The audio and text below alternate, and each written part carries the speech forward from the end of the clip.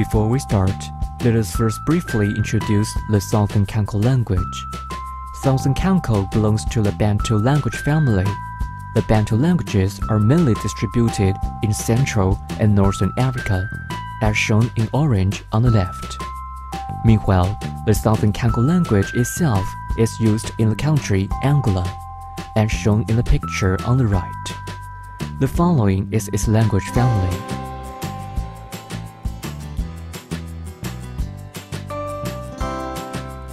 The subject we discuss here is the palatalization in the Southern Kongo language. Here are the words relevant to this topic, and the words in quotes are the corresponding English meaning. Here we take note of the 6 sounds below. The upper 3 are non-palatal sounds, and in matching colors are their corresponding counterparts in palatal sounds.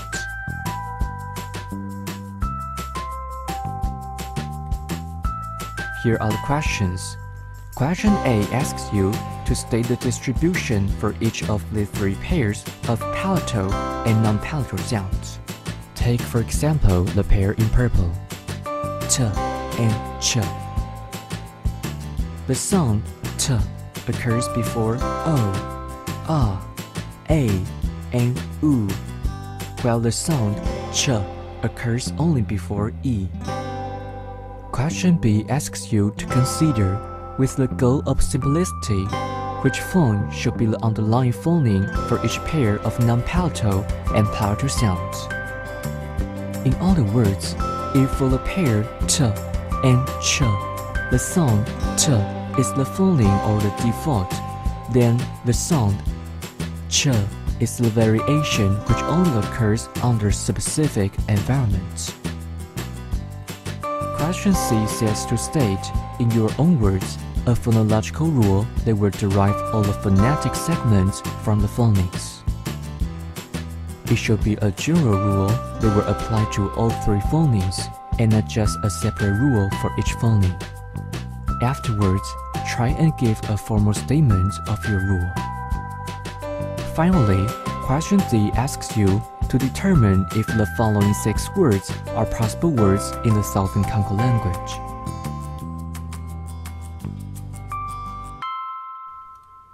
Step 1. We highlight the 6 sounds in different colors and check their environments. After checking, we see that the red t occurs before o, a, and u. The green ch only occurs before e. The light green s occurs before o, u, and a. The purple sh only occurs before e. The brown z occurs before u, w, and a.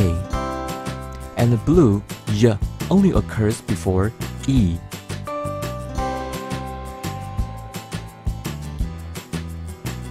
In step 2, we group the non-palatal sounds on the left and the palatal sounds in another group on the right. After checking, we see that the non-palatal sounds have a wider distribution, while the palatal sounds only occur before the vowel e. So, to simplify phonetic rules, we set the non-palatal segments as the default case, while the palatal segments only occur in specific environments.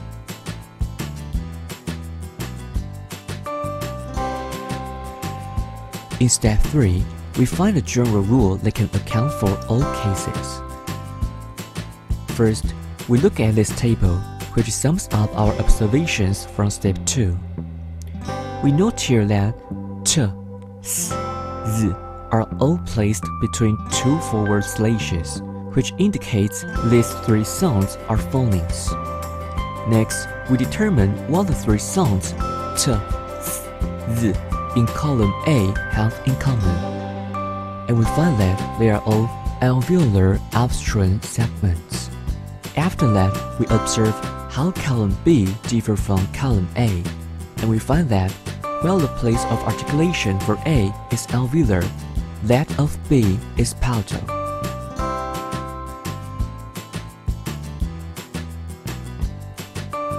We now go into details about our previous findings. As we just mentioned, t, s, z from column A are all alveolar obstruent. If all of this is still unclear to you, let us take a close look at this consonant chart. The columns represent the place of articulation, while the rows represent the manner the sound is produced. The parts circled in green belong to the obstruent manner of producing sounds. However, the parts that are not circled, such as nasal, glide, liquid, and all the vowels, belong to the sonorant manner of producing sounds. This is why it says here, obstruent equals non-sonorant.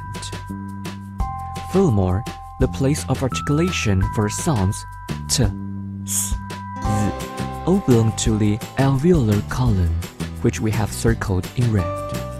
Since these three sounds are simultaneously inside both the red and green, we call them alveolar obstruent. Next, we observe how column A and column B are different. We find that the place of articulation for A is alveolar, circled in red, while that of B is palatal, circled in blue. Therefore, we can conclude, in the derivation from A to B, the alveolar quality is lost, while a palatal feature is added.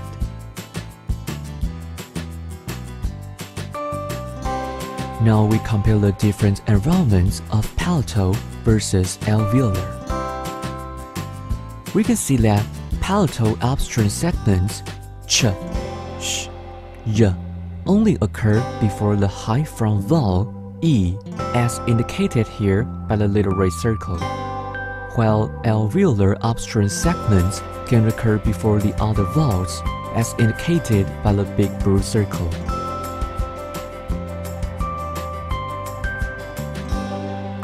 We now write a rule we have just discussed in words. Alveolar obstruent segments become palatalized before a high front vowel.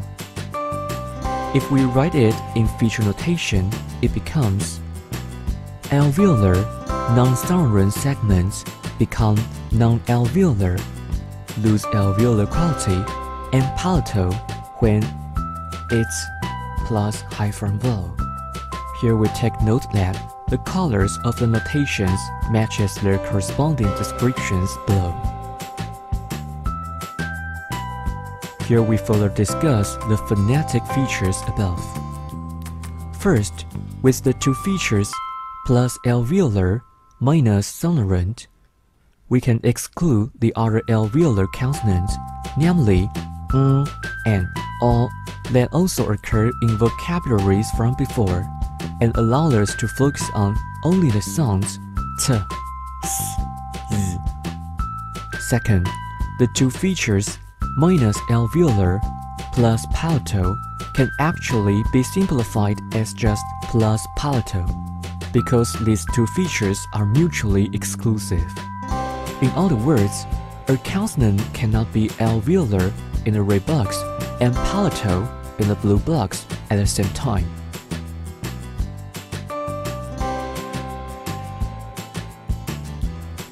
Lastly, the question wants us to determine which words are possible or not possible in the Southern Congo language. We first underline the six aforementioned palatal and non-palatal sounds, along with their following vowel. As we can see, three of these are marked in red, which means they do not follow the rule we have established. The first is the s, followed by e. The second is the ch, followed by u. And finally, the y, followed by a.